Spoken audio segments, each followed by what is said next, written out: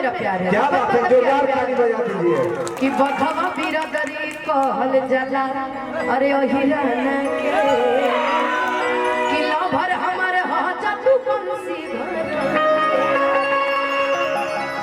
जतिये परंड ह मालूम बजान के यार हमर ह अरे बबुआ ने खानदान के सब जात में प्यार करेला, सबसे प्यार करेला। हर चुटकी भर से नूर के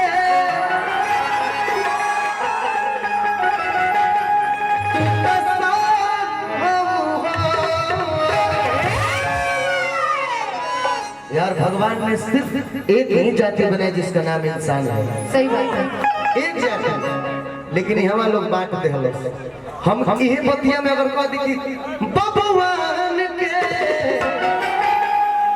अच्छा करके ओहिरान के ओही में कही कि भूमि हारो जी के अरे जान हो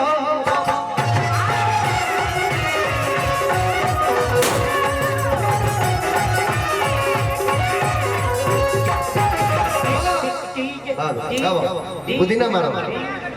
अब मत प्लीज, अब मत छोड़िएगा प्लीज, कान में बहुत। अरे भाई हमें सब निशाना के पक्का हवा सब। अरे पक्का है लेकिन बहुत पास से छोड़ना कान में। चुआई गरम चुआई बेड़िया मामड़ी चुआई गरम चुआई बेड़िया मामड़ी चुआई गरम चुआई। ऐसे गोली पे याद आ गया। देखिए भाई जातियाता कोई नहीं करेगा कि मारे चुआई गरम मारे सर के छह गोली छाती मेरे छाती मेरे की पावर हो लाई अरे सब कुल जाति जो भी जाति है सब में इतना पावर है कि सब अपने में है। केहू से आज वो एक सामान्य केहू से कम नहीं है। एक सामान भी किसी से कम नहीं है। बिल्कुल बाबू पुदीना मारा मारा पुदीना हिल जाओ। तू ये जरा हम बानी हुए पर जल्दी मारो। पानी उड़ा उससे पहले हाँ तो कुछ आप बोल दीजिए। पानी उड़ा बेड़िया मामड़ी पहले को मुखरा पर मारो अनुपमा गाला कर मारो रोजे चंदन अनुपमा बिकी बात करे वो खड़ा मारो। अब हो पूनम पूनम तनी हमार लगा देश के हमार लगाओ।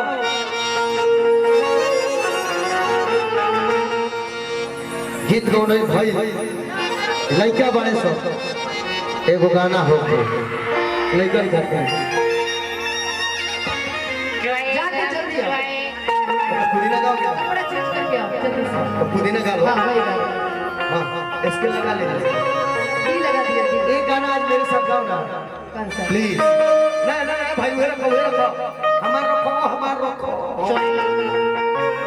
ये गाना तुमने ही मुझे व्हाट्सएप पे भेजा था, याद है? ये गाना तू ही हमके व्हाट्सएप पे भेज दे। जब एक गाना एक सिंगर साथ लगा दे तेरे नाल सोड़ी दगा में कमावा नियल कर मैं मर जाऊं नीरव कर मैं मर जाऊं कि बबुआ इलही किन के अरे कागे खाती हर बनवला दिल भगवान जी हमको ही कि मस्त जवानी तेरी मुझको पागल कर गई रे तेरे नैनों की मस्ती दिल में कर गई रे। रुक जा ओ दिल दीवाने पूछूं तो मैं जरा लड़का है यह जादू खुशबू है या नशा। खाली मारा पुदीना मार तो हिल जाओ। तो तुम भी रहो ना, कहाँ जा रहे हो? हाँ हम एगो के बाद जाए ना तुमको नहीं जाने देंगे, तुमको नहीं जाने देंगे। ये गलत बात अभी बाबा जी रहो लेकिन आज एगो तरह एह बात के कही के जाए के परिसापुर में सब तो बात कह देलो लेकिन आज एगो बात कह दो कि आखिर तहर लवर हो कौन घराना के कर ये गला के का हो